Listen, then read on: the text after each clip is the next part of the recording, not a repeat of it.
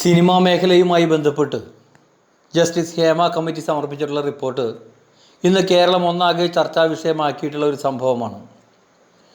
പല വ്യക്തികളുടെയും ആരാധനാപാത്രങ്ങളായിട്ടുള്ളവരുടെ യഥാർത്ഥ ചിത്രം എന്തായിരുന്നു, അല്ലെങ്കിൽ ഇപ്പോൾ എന്താണ്, ഇതറിയാനുള്ള വ്യഗ്രതയിലാവും മിക്കവരും. അറിയാനുള്ള ആകാംക്ഷയേക്കാൾ ഉപരി അതറിയാൻ ജനങ്ങൾക്ക് അവകാശമുണ്ട് എന്ന് പറയുന്നതാവും ശരി. കാരണം ഇന്ന് നക്ഷത്രശോഭയിൽ തിളങ്ങി നിൽക്കുന്നവരൊക്കെ ജനങ്ങളുടെ പിന്തുണ ഒന്നുകൊണ്ട് മാത്രം ഉയർന്നു വന്നവരാണ്. അവർ അധ്വാനിച്ച് വിയർപ്പൊഴുക്കി ഉണ്ടാക്കുന്ന പണമാണ് ഇന്ന് പലരെയും അതീവ സമ്പന്നരാക്കിയിട്ടുള്ളത്. അതുകൊണ്ട് തന്നെ തങ്ങളുടെ പിന്തുണ ലഭിച്ചവർ പിഴച്ചവരായിരുന്നില്ല എന്ന് ഉറപ്പുവരുത്തേണ്ടത് ഈ പറയുന്ന കുറ്റാരോപിതരായിട്ടുള്ളവരുടെ ബാധ്യതയാണ്. അതാരെന്ന് വെളിപ്പെടുത്തിയിട്ടില്ലാത്ത സാഹചര്യത്തിൽ ഓരോരുത്തരും തങ്ങളുടെ ആത്മാർത്ഥതയും സത്യസന്ധതയും ബോധ്യപ്പെടുത്തേണ്ടതുണ്ട്.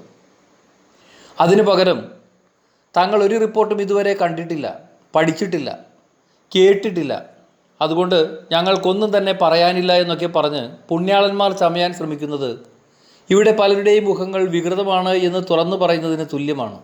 ഇന്ന് മലയാളക്കര മുഴുവൻ ചർച്ച ചെയ്യുന്ന കാര്യങ്ങൾ ഈ AMMA എന്ന് പറയുന്ന സംഘടനയ്ക്ക് മാത്രം പരിചിതമല്ല. ഇതിൽ പരം നാണക്കേടും അപമാനവും ഈ സംഘടനയ്ക്ക് ഇനി ഉണ്ടാകാനുണ്ടോ? കൃത്യമായ ഒരു അഭിപ്രായം ഇത് സംബന്ധിച്ച് പൊതുസമൂഹത്തോട് പറയാനുള്ള ചങ്കൂറ്റം ഇന്ന് ഈ സംഘടനയിൽ ആർക്കുമില്ല എന്നുള്ളത് ഒരു യാഥാർത്ഥ്യമായി അവശേഷിക്കുകയാണ്. ഇതിൽ തന്നെ എല്ലാമുണ്ട്. കാരണം അറിഞ്ഞുകൊണ്ട് സ്വന്തം മനസാക്ഷിയെ വഞ്ചിച്ച് കളവ് പറയാൻ ഇവർക്ക് കഴിയുന്നില്ല എന്ന് വേണം മനസ്സിലാക്കാൻ. അതുകൊണ്ട് തന്നെയാണ് ആരും ഈ റിപ്പോർട്ടിനെ കുറിച്ച് നാവ് ചലിപ്പിക്കാത്തത്. എന്തായാലും ഈ സംഘടനയുടെ പേര് മാറ്റുകയാണ് ഉചിതം. ഏറ്റവും പവിത്രമായ അമ്മ എന്ന നാമം കളങ്കപ്പെടുത്തുന്ന ഈ സംഘടന മാതൃത്വത്തോട് ചെയ്യുന്ന ക്രൂരതയാണ്. AMMA എന്നുള്ളത് MA എന്ന് ആക്കുന്നതാകും ഏറ്റവും ഉചിതം. കേട്ടിടത്തോളം അതുതന്നെയാണ് ചേരുന്നത്. ഇന്ന് പല മഹാനടന്മാരും സ്വപ്നഗോപുരങ്ങളിൽ പരിലസിക്കുന്നവരാണ്. സുഖലോലുപതയുടെ പരകോടിയിൽ ജീവിക്കുന്നവരാണ്. പണത്തിൻ്റെ കുത്തൊഴുക്ക് ഇവരിൽ പലരെയും ദുർമാർഗികളാക്കിയിരിക്കുന്നു. ബന്ധങ്ങളെയും ജീവിതങ്ങളെയും മറന്ന് ലഹരിയിൽ ആനന്ദം കണ്ടെത്താൻ ശ്രമിക്കുന്നു. സ്ത്രീകളെ വെറും ഭോഗവസ്തുക്കളായി മാത്രം കാണുന്നു. ഇതിനൊക്കെ ഇവർക്ക് വെള്ളവും വളവുമായി അധികാരി വർഗ്ഗങ്ങളിൽ ഒപ്പമുണ്ട്. എല്ലാ നെറുകേടുകളെയും മൂടിവെക്കാനും എല്ലാ കെട്ടവേലകളിൽ നിന്നും സംരക്ഷിക്കാനുമൊക്കെ നമ്മുടെ ഭരണകൂടങ്ങൾ അവർക്ക് നൽകുന്ന ആത്മവിശ്വാസം ചെറുതല്ല.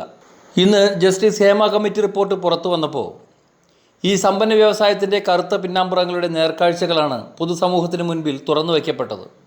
വെള്ളച്ചുവരിൽ സ്നേഹബന്ധങ്ങളെയും വിശ്വാസങ്ങളെയും മുറുകെ പിടിക്കുന്നവർ പിന്നാമ്പുറങ്ങളിൽ അവയെ കശാപ്പ് ചെയ്യുന്നവരാണെന്ന് തിരിച്ചറിയാൻ ഈ റിപ്പോർട്ട് പുറത്തു വന്നതിലൂടെ പൊതുസമൂഹത്തിന് ബോധ്യപ്പെട്ടിരിക്കുന്നു.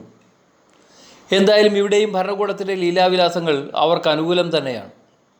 ഈ കെട്ടവന്മാർക്ക് വേണ്ടി എത്ര നാണം കെടാനും യാഥാർത്ഥ്യങ്ങളുടെ ശവമടക്ക് നടത്താനുമൊക്കെ തയ്യാറായി ഭരണവർഗം ജനങ്ങളെ വിഡ്ഢികളാക്കി മുന്നിൽ തന്നെയുണ്ട്.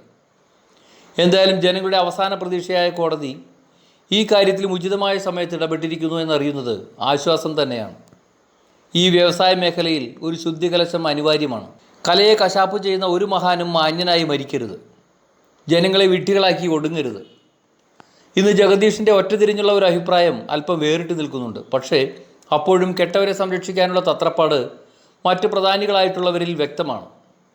എന്തായാലും ശക്തമായ കോടതിയുടെ ഇടപെടൽ ഈ കാര്യത്തിൽ അനിവാര്യമായിരുന്നു. അല്ലെങ്കിൽ കള്ളന്മാരും കൊള്ളക്കാരും അഴിമതിക്കാരും കെട്ടവരുമൊക്കെ അരങ്ങുവാഴുന്ന നമ്മുടെ ഇന്നത്തെ സാഹചര്യത്തിൽ ഇതും ഒരു തുറക്കാഭാണ്ഡമായി ആമാടപ്പെട്ടിയിൽ ഒതുങ്ങുമായിരുന്നു.